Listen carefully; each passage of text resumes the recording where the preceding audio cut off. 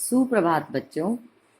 बेटा आज हम आपकी कक्षा छठी में आपकी पुस्तक वसंत में पहली कविता वह चिड़िया जो इसके भावार्थ को समझेंगे। इसके कवि केदारनाथ अग्रवाल जी हैं। तो पहले मैं आपको इसका भावार्थ समझा रही हूँ। इसके शब्द अर्थ को भी मैंने अंडरलाइन कर दिया है ताकि आप इनको समझ भी सकें, और जब आपको लिखवाया जाएगा तो आपको इसको अपनी कॉपी में भी लिखना है और याद भी करना है। तो पहले आप समझ लेंगे। वह चिड़िया जो चोंच मारकर दूध भरे झुंडी के दाने रुचि से रस से खा लेती है, वह छोटी संतोषी चिड़िया नीले पंखों वाली मैं हूँ, मुझे अन्न से बहुत प्यार है। वह चिड़िया जो, यहाँ पे कवि बताना चाह रहा है कि वो अपने आप को एक चिड़िया की तरह ही समझ रहा है और चिड़िया की तरह ही अपनी भावनाओं को व्यक्त करना चाह रहा है। तो वो कहता है कि मेरे अंदर भी चिड़िया के समान ही वही सारी खूबियां हैं जो एक चिड़िया रखती है। और चिड़िया के अंदर कौन कौन से गुण बताए गए हैं, जैसे वह चिड़िया चोंच मारकर दूध से भरे हुए ज्वार के दानों, झुंडी के ज्वार के दाने, जैसे गेहूं के दाने होते हैं वैसे ही ज्वार के भी दाने हैं, तो उसको ले लेती है मुंह में अपनी चोंच में, और रुचि से यानी कि अपनी इच्छा से रस लेकर खाती है। कौन? चिड़िया। वह छोटी संतोषी चिड़िया, संतोषी का मतलब है सब्र करने वाली। तो इसके लिए कहा गया है कि वह चिड़िया कैसी है? सब्र करने वाली है, मतलब जितना मिल जाता है उसी में संतोष कर लेती है। नीले पंखों वाली मैं हूं। तो चिड़िया जो है वो कैसे पंख रखती है? तो नीले पंख रखती है। और मुझे अन्न से बहुत प्यार है। अन्न मतलब अनाज। तो चिड़िया को अनाज से बहुत प्यार है। तो ये सारा क्या है? चिड़िया की खूबियां बताई गई हैं कि चिड़िया किस तरह के स्वभाव की है। अब दूसरा पैरा देखेंगे।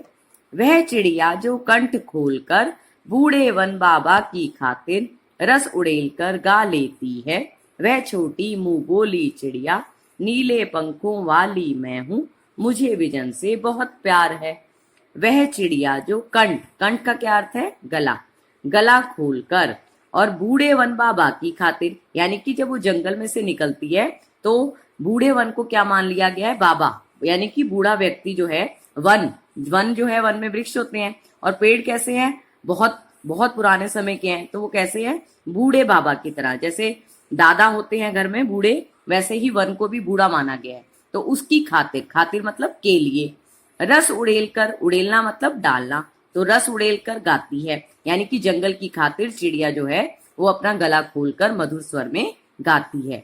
वह छोटी मुंह बोली चिड़िया, यानी कि मुंह कैसा है उसका? छोटा है। और मुंह बोली चिड़िया यानी कि छोटा मुंह रखने वाली चिड़िया कैसी है? नीले पंखों वाली मैं हूं। कवि कहना चाह रहा है कि मेरे अंदर कहीं ना कहीं वही चिड़िया है, और जिस तरह से वो चिड़िया गला खोलकर गाती है उसी तरह ही मैं मधुर स्वर में गीत गाता हूं। कब? मुझे विजन से बहुत प्यार है। विजन मतलब सुनसान जगह से बहुत प्यार है। तो कवि भी कह रहा है जिस तरह चिड़िया सुनसान में, जंगल से, अकेलेपन से बहुत प्यार करती है, वैसे ही कवि भी बहुत सुनसान जगह से प्यार करते हैं। वह चिड़िया जो चोंच मारकर चढ़ी नदी का दिल टटोल कर जल का मोती ले जाती है, वह छोटी गर्वीली चिड़िया नीले पंखों वाली मैं हूँ, मुझे नदी से बहुत प्यार है। वह चिड़िया जो चोंच मारकर, क्या कहा जा रहा है कि चिड़िया जब नदी के पास से गुजरती है तो नदी में जो पानी है उसमें क्या करती है? अपनी चोंच को डालती है। और चढ़ी नदी मतलब उफनती नदी, यानी कि बहाव वाली नदी। तो ऐसी बहाव वाली नदी में जहां पे जल बहुत असीम गति से बह रहा है, तो उसका दिल टटोलकर मतलब ढूंढकर, उसके दिल को ढूंढकर, यानी कि चढ़ी नदी में पानी को टटोलकर, यानी कि पानी में मोती को ढूंढकर जल का मोती ले जाती है, यानी कि जल की जो बूंद है उसको मोती के रूप में अपनी चोंच में ले लेती है। वह छोटी गर्वीली चिड़िया, गर्वीली का क्या मतलब है? गर्व करने वाली, अपने पर गर्व करने वाली चिड़िया नीले पंखों वाली मैं हूँ। कवि क्या कहना चाह रहे हैं कि इस तरह के स्वभाव वाला मैं हूँ, और चिड़िया की तरह ही ये सारा स्वभाव मेरा भी है। मैं भी संतोषी स्वभाव का भी हूँ, और मेरे भी अंदर दूसरों के खुशी देने की भावना भी है, और मुझे भी क्या है, नदी से बहुत प्यार है।